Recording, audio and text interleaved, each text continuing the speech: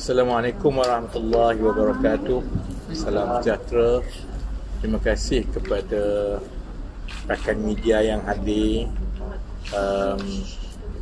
Kongres keadilan bermula secara rasmi pada pagi ini dengan pelancaran Kongres Angkatan Muda dan juga Wanita yang selepas ini akan bersidang secara serentak. InsyaAllah saya ingat Kongres Keadilan yang malam ini akan bermula secara di peringkat pusat pula. InsyaAllah tidak ada kejutan seperti Kongres Bersatu lah, Perhimpunan Agung Bersatu kan. Tapi ini persimpangan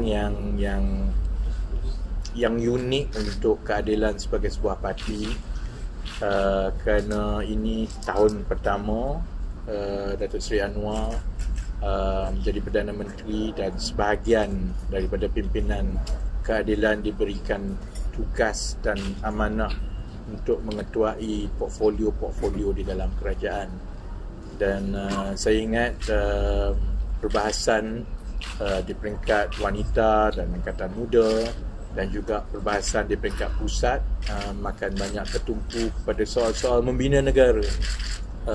Dan dia mungkin tidak panas dan mungkin bosan dan itu juga sesuatu yang perwakilan kami kena biasakan, kerana sebelum ini perbahasan Kongres Keadilan ini selalunya memang panas, memang kontroversi, tapi ia satu peralihan yang perlu berlaku bahawa sebagai parti utama di dalam gabungan kerajaan, tumpuan adalah untuk kepada soal-soal bina negara dan soal rakyat. Jadi selebihnya saya silakan Saudari Fatlina, Saudara Adam untuk bagi sedikit ulasan, kemudian kalau ada soalan dan kami boleh jawab. Terima kasih. Assalamualaikum warahmatullahi wabarakatuh. Salam sejahtera, salam Malaysia Madani. Saya rakamkan ucapan terima kasih kepada Saudara Rafizi, Timbalan Presiden, Saudara Adam Adli, Ketua MK. Alhamdulillah, majlis telah pun selesai dirasmikan pada pagi ini untuk Kongres Wanita dan Pemuda, dan selepas ini bermulalah sesi yang sangat penting bagi kedua-dua sayap untuk memulakan sesi perbahasan dan khususnya ucapan dasar sulung kami sebagai parti yang menjadi sebahagian daripada kerajaan perpaduan pada hari ini. Mesej penting hari ini adalah bagaimana tema Kongres kali ini memaknai reformasi menjulang madani diterjemahkan dalam perbahasan yang kali ini seperti mana yang disebut oleh Saudara Rafiz tadi, temanya, nadanya dan bagaimana moodnya juga sudah berbeza. Kalau dulu moodnya adalah pembangkang, hari ini kita adalah kerajaan.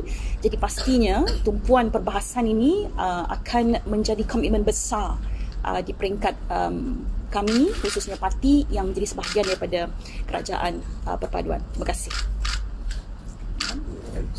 Assalamualaikum. Buat Rafizi, buat Kalina, rakan-rakan media yang hadir pada hari ini, rakan-rakan pimpinan yang lain.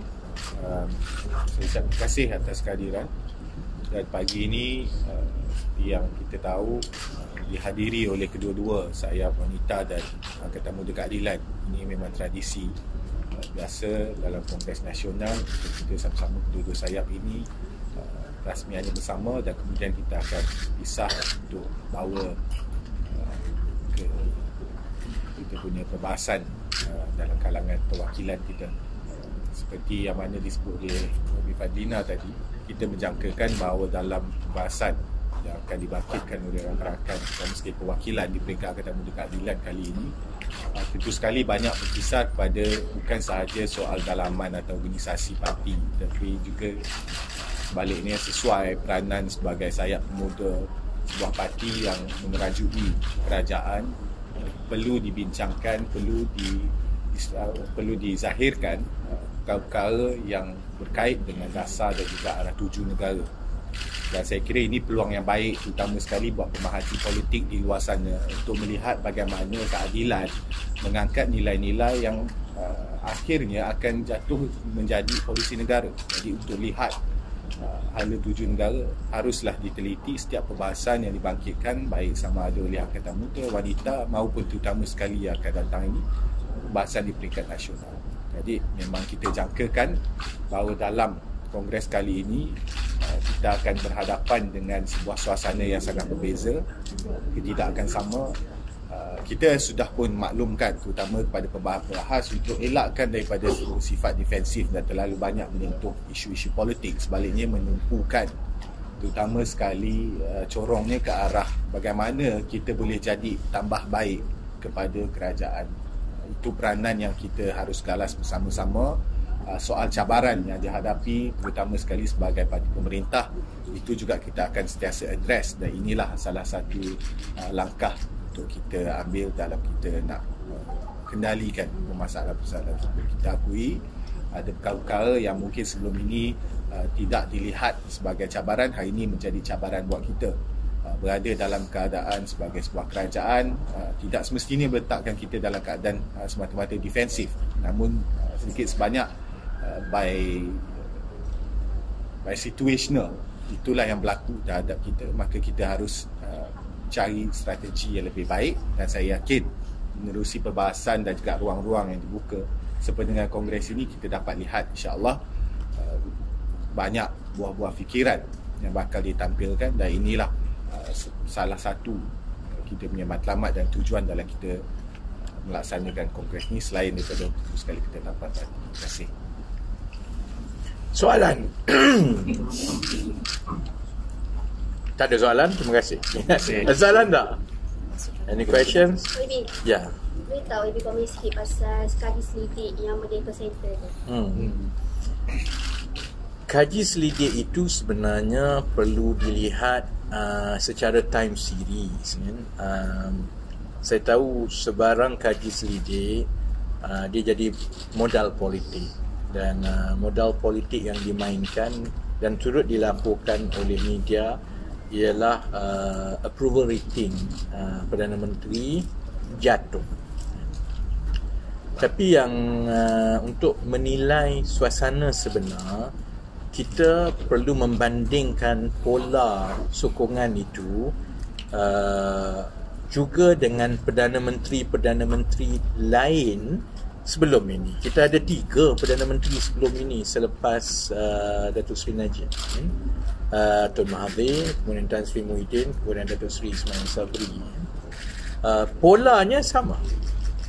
Polanya ialah bermula dengan sokongan yang tinggi, kemudian secara mendadak dalam tempoh 6 bulan, kemudian dalam tempoh 1 tahun dia menurun. Jadi itu bukan perkara yang asing. Sebab itu laporan itu perlu dibaca dan dipahami dalam konteks yang betul. Bagi mereka yang memahami perjalanan kerajaan mana-mana di dunia, bukan saja di Malaysia, memanglah sesuatu kerajaan yang mengambil alih, apabila dia ke arah midterm, populariti dia jatuh. Ini perkara yang sama kalau di Amerika Syarikat contohnya, kan. Dia akan ada pertandingan pemilihan presiden, kemudian 2 tahun lepas itu dia ada midterm election untuk sebahagian daripada kerusi senator, governor dan sebagainya. Memang polanya parti yang menduduki White House pada ketika itu selalunya defensif. Tapi yang lebih penting kalau melihat konteks dia, saya sebut tadi bahawa ia perlu juga dilihat dalam konteks 3 Perdana Menteri sebelum itu. Setiap Perdana Menteri selepas dia jadi Perdana Menteri, dia jatuh kan. Soalnya jatuh banyak mana? Dan pada bacaan saya melihatkan dapatan daripada Merdeka Center itu, sebenarnya approval rating itu adalah lebih baik daripada approval rating Perdana Menteri sebelum ini selepas tahun dia jadi Perdana Menteri. Tapi yang itu tidak dibaca oleh orang. Orang tengok yang itu je sebab dia tak tengok yang lain. Dan yang satu lagi saya ingat yang macam saya sendiri, memang kami ada survey kami sendiri, PKR memang parti yang paling berteraskan data dan survey. bacaan dan juga data kami daripada survey kami sendiri, bezanya dulu kami siarkan, sekarang kami tak siarkan lah, kami simpan sendirilah. That's our weapon lah kan. Keadaan sekarang ialah populariti itu memang tinggi semasa mula-mula mengambil alih.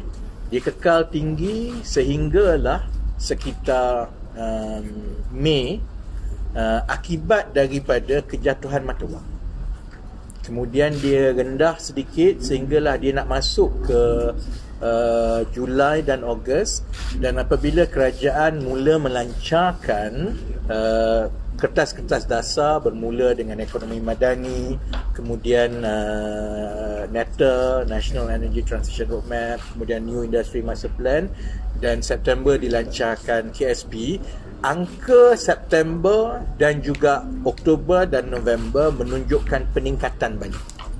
Cuma daripada September ke Oktober ke November, peningkatan itu agak mendatar. Jadi sebenarnya pada pandangan kami berdasarkan survey kami, dan survey inilah yang membimbing PKR daripada 2016 sehinggalah kami membentuk kerajaan sekarang, ia menunjukkan bahawa keadaannya status quo. Jadi sebab itu di peringkat kami, dia nak dijadikan modal politik itu hak masing-masing lah. Tapi pada pandangan kami ialah kerajaan perpaduan dan kepimpinan Datuk Seri Anwar berada pada keadaan yang paling stabil sekarang, kerana politik dalamannya stabil, sokongan rakyat itu status quo, walaupun dia naik sedikit dalam 1-2% saja, tapi dia telah menunjukkan it bucks the trend, because we were concerned dulu daripada Mei, June, July moving towards the state election, it was going down because of yang dimainkan soal mata wang jatuh dan sebagainya. But it has since picked up after a series of policy documents, and he has stayed like that. Going forward, looking at all the elements, the unity government is rock solid, and the public support approval rating is going up, albeit not incrementally, but the opposition is in tatters, because saya tak rasa Perikatan Nasional boleh mengekalkan momentum yang ada sebelum ini. Pertamanya kerana momentum yang ada ke arah pilihan raya negeri itu ialah momentum kerajaan akan jatuh.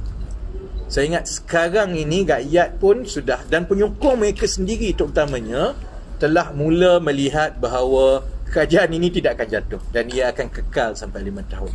If you run a political party and a political campaign, and if you put all eggs on one basket, and the only bet they have had in the last 1 year is that this government is going to fall, then by now, even your own crowd feel that, okay, come on, let's be pragmatic. It's not going to happen. And then when it comes to Bersatu, because they are a new party, they were lucky because after 2 years form, they went straight to government. So they have been a government party all this while. They have never been a long opposition party. And as PKR, we've gone through this circle for 25 years. The moment your own party members feel that it's going to be a tough road ahead, some will back off. And start pointing fingers at each other. Kenapa tak jadi macam ni? Kenapa? Then you will see a lot of discourse internally about what will happen with the party, and then kepimpinan, we've already seen it. Dan apa yang berlaku di dalam Bersatu itu juga akan ada kesan kepada PAS, kerana PAS by nature, they will see you are weak, then I have to find other partners. So if you align all this, I have every reason to be optimistic when it comes to political stability going forward, because we have the upper hand. The challenge now is to translate from a good headline numbers, because the headline economic numbers are improving. Growth for the first time in 4, 5, 6 years, I think, we've seen quarter-to-quarter growth. That has never happened before. inflation has come to the lowest, 1.8%.